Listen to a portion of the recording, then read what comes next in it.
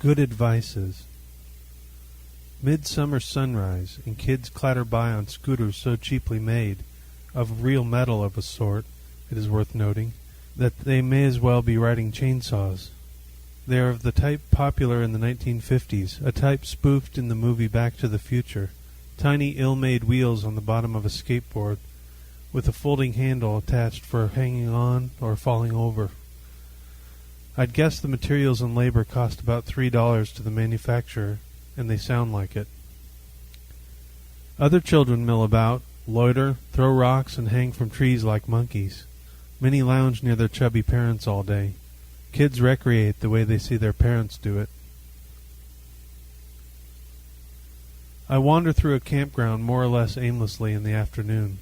It is the kind of pointless walking some people do when they live in the suburbs, what city dwellers do when they grow tired of the insides of buildings.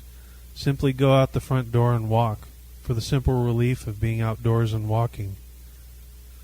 This loop of the campground is dormant for the winter. Wooden barricades reading "Campground Closed" straddle the asphalt where the loop breaks from the rest of the park. The old utility boxes, the posts on which the electric and water hookups are mounted at each site, here are being replaced. The new ones have been installed, but are still hooded in white foam sleeves, as if they were all very short prisoners awaiting execution by firing squad. A message board kiosk stands along the trail in this mothballed quarter of the park. Wandering aimlessly as I am, I mosey up to look at the papers pinned with thumbtacks to the corkboard behind plexiglass, to read what is writ therein. The pages are the collected efforts of children, the results of an attempt by adults to kill time, maybe on a long-gone rainy afternoon, to keep the kids busy. The drawings are executed in crayon on identical sheets of paper, probably leftovers from an earlier game of what can we have them do that will keep them quiet. On each page is printed an identical black and white outline of a bird with a long beak and webbed feet, shown in profile. Underneath each is printed the bird's common name, black oyster-catcher. The coloring book exercise was evidently combined with a health and safety lecture. In retrospect, it was probably the result of a ranger-led program sponsored by the park.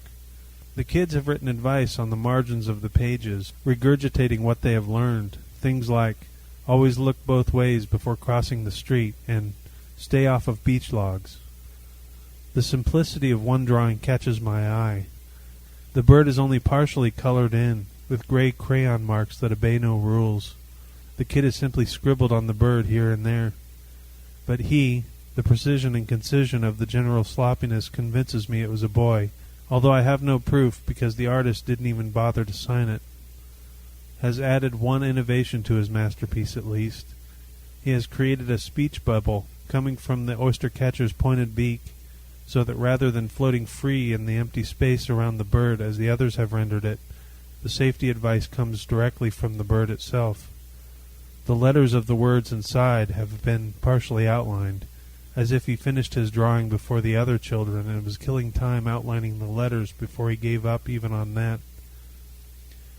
Without qualifying clauses and free of context of any kind, the advice he has the black oyster-catcher imparting to the world, to any stranger who might be wandering pointlessly by, is wonderfully simple and, it seems to me, quite useful. What the bird says is this: wear a helmet.